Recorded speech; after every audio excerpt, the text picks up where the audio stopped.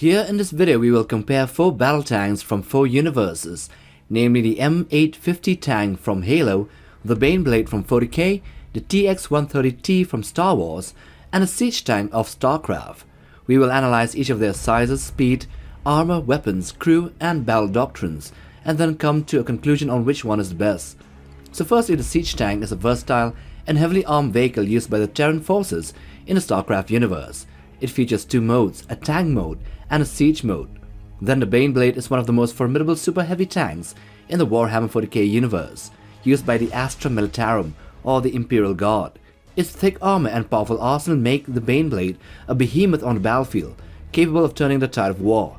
The Star Wars TX-130T, also known as the fighter tank, is a fast and agile repulsor lift vehicle used by the Galactic Republic during the Clone Wars, and then later by the Empire and even by the Rebel Alliance. Its speed and maneuverability make it excellent for rapid strikes and support roles on the battlefield.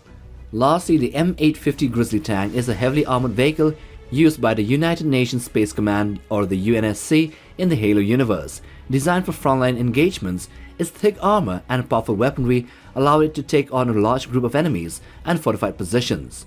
So we're done with the introduction, let's get to the comparison. So the first comparison is size. When we take size as the first metric, we have Star Wars the TX-130T tank being the smallest in length and size, measuring only 8.2 meters or 27 feet long, a height of 2.3 meters or 7.5 feet, and therefore its weight would be below 20 tons at the most. Second last comes the Starcraft siege tank, which is a beast compared to the previous one, coming in at 11 meters long or 36 feet, 4.5 meters or 15 feet tall, but being more robustly built, having a mass that would reach close to 60 to 70 tons or more. Then we have the Halo M850 Grizzly Tank, measuring 12.3 meters or 40 feet long, around 6.1 meters or 20 feet tall, and weighing 71 tons. Its height goes to around 7 meters with the antenna. Lastly, the biggest is the Baneblade from Warhammer 40k, a monstrosity on the battlefield compared to the others. With a 13.5 meters or 44 feet length, a height of 6.3 meters or 20.7 feet, and weighing at 316 tons, which is why it is classified as a super heavy tank in that universe. When speed is taken into consideration, the slowest is often the biggest, and therefore the Baneblade, despite its terrifying appearance, is a snail in comparison to the others. The Baneblade has a maximum speed of 25 km per hour on road and 18 km per hour off road, and if it has to go on reverse, then it is a sitting duck. The Halo Grizzly Tank and the Starcraft Siege Tank would come in on second place, as the Grizzly is noted to have a top speed of 69 km per hour, while a Siege Tank, although we don't have the official estimates, it is bulky but still pretty fast, as we can see it moving in the heart of the Swarm cinematic, probably reaching similar speeds. The fastest tank here is the TX-130T from Star Wars, with a recorded top speed of 193 km per hour, and can also reach 321 km per hour with limited repulse boost. This makes it as fast as supercars and more than 12 times faster than the Baneblade. Now looking at armor, the TX-130 tank was designed to provide infantry support, engage light enemy armor, and escort allied forces. It doesn't really have the protection against heavier weapons, and as such it relies more on speed and maneuverability for defense, so its armor is pretty light. The M850 Grizzly Tank is protected by exceptionally thick armor that allows the tank to sustain large amounts of damage. The tank's resilient armor is capable of tolerating multiple blasts from heavy plasma cannons and is impervious to small arms fire. The siege tank is also heavily armored and can take on hits from most Zerg range attacks, but is barely useful against heavy Zerg melee units and Protoss weaponry. It could however sustain quite a few plasma hits before going dark. The Baneblade, although large, is said to have only 200mm of rolled homogeneous armor, which is basically nothing. However, that is due to the fact that the original writers have no clue about metals and armor at all. It was later revised to have the same 200mm but in layers of ceramite and plasteel. It can survive countless weapon impacts. Not even solid slugs fired from Fiat railguns will penetrate a Baneblade's frontal armor, never mind plasma attacks. It is even tough enough to withstand several seconds of fire from a turbo laser. Now let's take a look at primary weapons and secondary weapons, starting with the Grizzly Tank of Halo. So the M310 smoothbore high-velocity cannon is a weapon system that is dual-mounted in the turret of the Grizzly main battle tank. The M310 guns are considered to be exceptionally powerful and are capable of shooting many types of ammunition. The cannons are capable of overwhelming an energy-shielded enemy vehicle's defenses and piercing its hull in a single volley. The cannons have a high rate of fire due to the turret featuring a recoil impulse of one gun rapidly loading the other. The secondary weapons of the Grizzly includes two 90mm canister shell launchers, two missile launchers, a smoke grenade launcher, and a coaxial machine gun firing 7.62 rounds. The TX-130T tank is armed with two heavy laser cannons. These are standard weapons for use by most heavy vehicles in Star Wars. The amount of destruction a laser cannon could do depends on its wattage. Cannons on the famous X-Wings range from 126 terawatts to 500 terawatts, which is basically the same as what a TX tank uses. However, these laser cannons are stated to be weaker than plasma cannons or turbo lasers. It also has secondary weapons, which is a turret-mounted beam cannon and a pair of computer-guided missile launchers along the hull. The Starcraft siege tank has a dual-mode weapon system. In assault/tank mode, it utilizes twin 90mm plasma cannons. These are the tank's main line of defense and offense, and are effective against enemy armor. On activation of siege mode, the twin plasma cannons fuse to become one dreaded 180mm shock cannon, which fires superheated tungsten for an area of effect attack.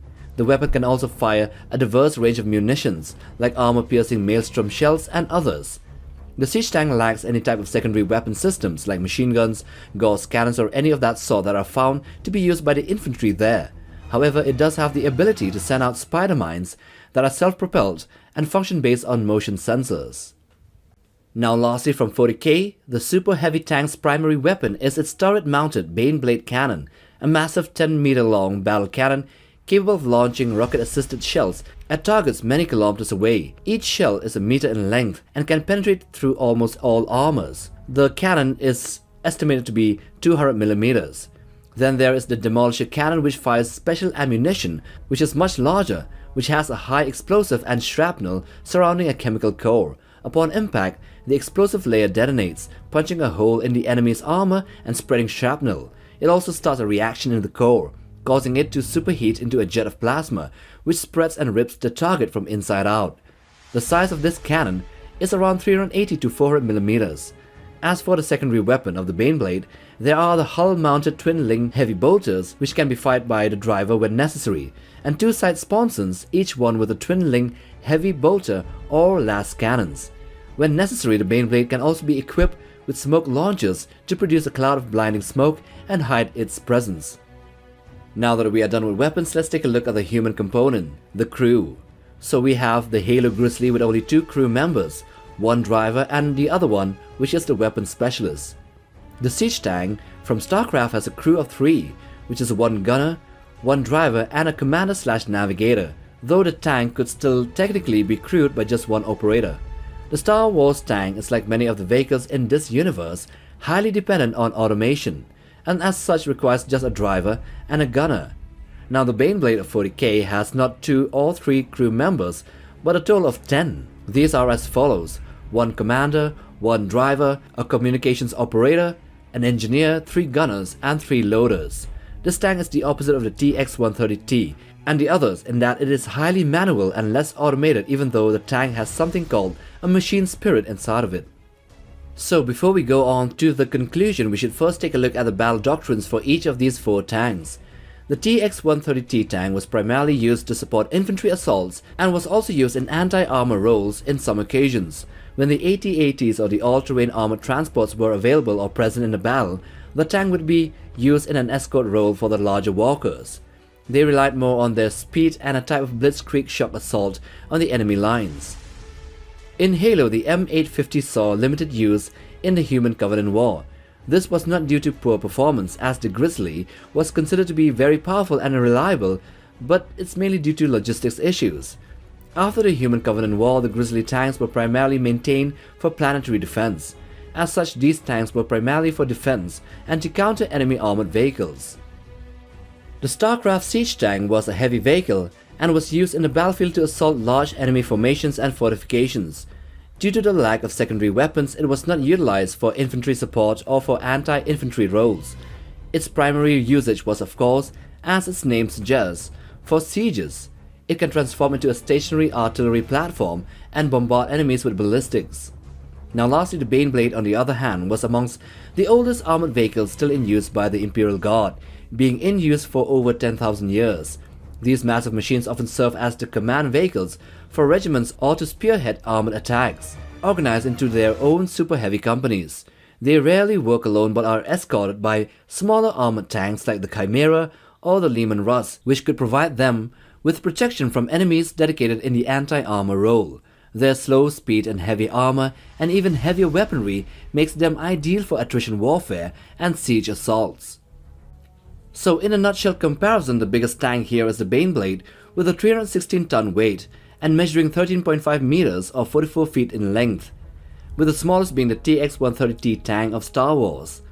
The fastest tank, however, is the TX-130T tank, with a speed of 321 km per hour maximum, and it is also the most maneuverable due to its hover technology or repulsor lift, and the slowest being the Baneblade. All of the tanks except for the TX-130T are heavily armored, with the most durable is again the Baneblade. All the other three except for the Baneblade have minimum crew requirements, which makes them flexible in the ever-changing battlefield conditions, thus making the already slow Baneblade even slower to react.